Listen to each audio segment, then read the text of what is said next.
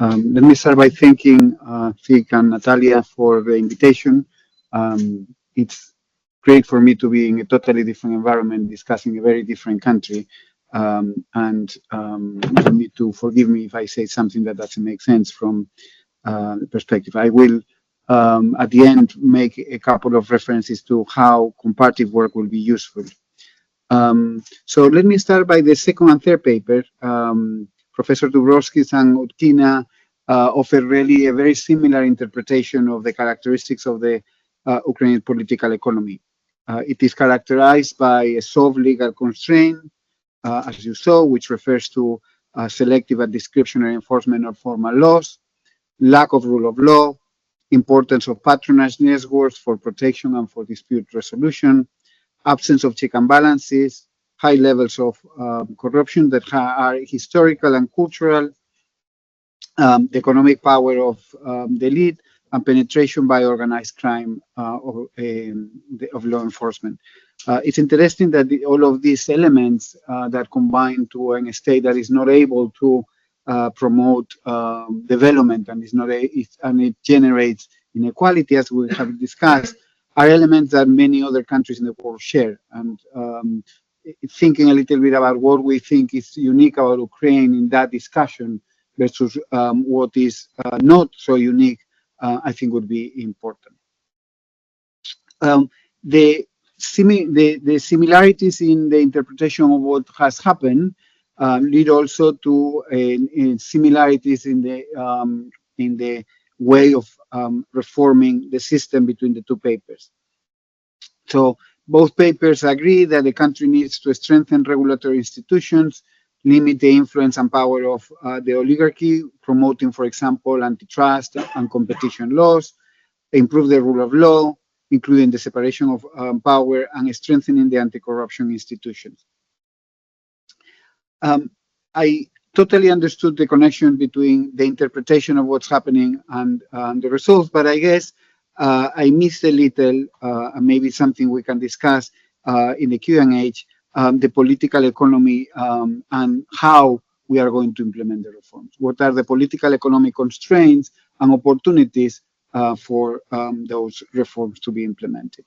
So let me ask a few questions precisely about this, thinking about what is and how is the country going to implement those reforms.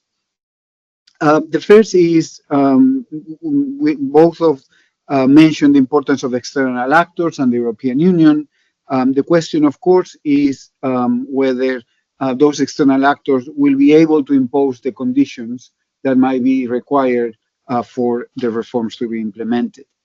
In particular, given the fear about the Russian threat, I wonder, and it's a question, whether the European Union have the incentives to advance fast and pay limited attention to institutional building. And can international institutions separate clearly between aid that is just for the support of the country in moments of crisis versus aid that will go for post-conflict reconstruction? So the first set of questions is about the incentives of the international institutions, and particularly the European Union, and the opportunities that it truly has to impose conditions or it doesn't. The second, which I think is important when we think about problems, is that we end up always with a long list of reforms that are almost impossible to meet. And in fact, we end up with a paradox that a state that is weak, we are asking for a lot of reforms at the same time. And here, I guess I would like to ask the speakers and all the rest of us to think about is how we would think about what is the hierarchy of reforms? What are the reforms that we should start with, and why? Do we have and do we see certain reforms that open the door for other reforms by either creating incentives or actors that will promote them? And in general, what is the way to start would be something to think about. The third has to do with the state of political party system in Ukraine at this very complicated moment, and will we have a pro-reform state, a pro-reform, president in the elections whenever they take place, and what will be the role of the opposition. So what are the conditions and what are the opportunities in terms of the political system for the reforms to be implemented? The fourth one has to do with the state of civil society. It is very, again, there's a call for the strengthening of civil society, but again, who will be the actors that pressure for that strengthening is something to think about. So what is the state of the civil society today, and whether it will be is becoming stronger or weakened at the moment, and what and how they can interact with external actors in positive ways for the implementation of reforms becomes extremely important. And finally, I think we, at least in the context of the countries I work on, we sometimes treat as the elite as this group that has the common interest, but of course, oligarchs, not all oligarchs have the same interest. And how do we think about using policy to divide and conquer becomes extremely important. So all of these different questions are really an invitation to think about how do you think we should start and what are the political economy processes that will lead that we should deal with this. Of course, this is where the third paper is also important, right? Because it emphasizes the need to think about inequality, poverty, and to think about the voter in the discussion of the political economy reform in Ukraine. So Dr. Homochuk's paper focused on the role of subjective poverty in the country, and it builds on a result that I found really puzzling, which is while inequality and poverty have actually gone down or went down until 2018,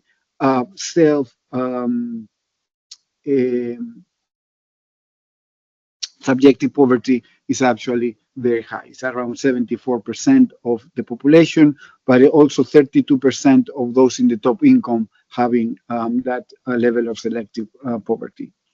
Maybe one of the answers to the paradox is, of course, that subjective poverty, has a very direct link to inequality, has a direct link to the idea that people see themselves in comparison to the elite and see their situation as much worse than the elite, both political and economically. And the paper also links subjective poverty to Russia's misinformation efforts and really explains very well why those will be easier in a context in which people are upset about the world, upset about institutions, and wanting to find responses. Of course, it's not just that it will be more open to Russia misinformation, it's also much more open to populist movements and populist presidents, and that creates a very significant problem in terms of the politics of reform that we were discussing before. I really enjoy the paper, and I think the paper really explains, and even if it's not its primary objective, but it really shows that subjective poverty is one key obstacle for political economy, for the political economy of reform. It also highlights, I think, the role of social policy and the relations the state with the state in explaining this issue of subjective poverty and how people feel. I guess I would want to ask a little bit more about what are the reasons behind these high levels of subjective poverty in addition to the state, and how are these factors interacting themselves? Is it primarily about the state of the labor market and how people are not getting the jobs they want? Is it, as it was mentioned at some point, about the characteristics of social policy? It is about the contrast with the oligarchs and thinking about the place of different groups in society versus the oligarchs? Or is it actually reflecting real inequality in income and poverty? So thinking a little bit more about the driver, and again, establishing a hierarchy of factors, I think it's important. Let me finish by trying to put very briefly the papers in comparative perspective. So obviously, when I was thinking about it, I was thinking about the context of Latin America, where some of the problems are very similar.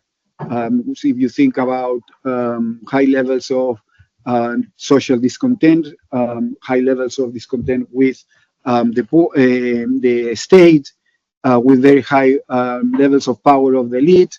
So all of these are things that resonate with Latin America. I think one thing that is interesting, and I want to bring it to again hear from all of you, but also to think, because I want to think whether it is a way of starting the reform, is that what we see in Latin American states, despite the problems of the state, is islands of efficiency. So different institutions within the state that are much more effective than others in adopting policy. That might be institutions that are about regulating markets, might be in the country I work on, the Dominican Republic, institutions that promote exports and the export processing zones, might be other institutions. But we see different exceptions within the rule of high levels of corruption and high levels of inefficiency. And I just wanted to ask you all whether that's the same in Ukraine, whether we see islands of efficiency of the Ukrainian state, and in which areas, and could those be where we start in trying to implement the reforms that clearly are urgent and very much needed. Thank you very much.